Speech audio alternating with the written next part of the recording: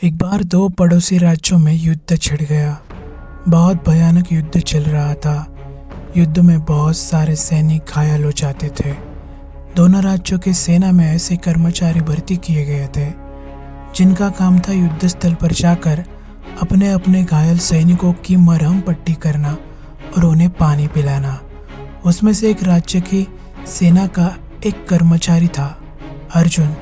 वह युद्ध स्थल पर जाता और घायल सैनिकों को पानी पिलाता और उनकी मरहम पट्टी करता।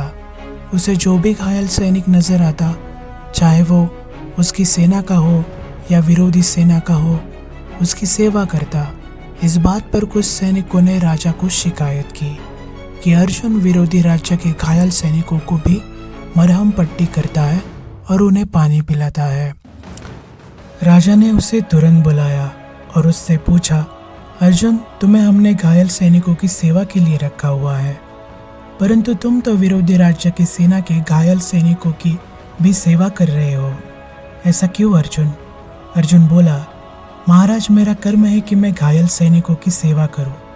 मैं जब भी युद्ध स्थल पर जाता हूं तो मुझे सिर्फ दर्द से कहारते घायल मानव नजर आते हैं। मुझे उनमें अपना या विरोधी नजर नहीं आता है। मुझे सिर्फ अपना कर्म याद रहता है, इसलिए मैं हर उस घायल की सेवा करता हूँ।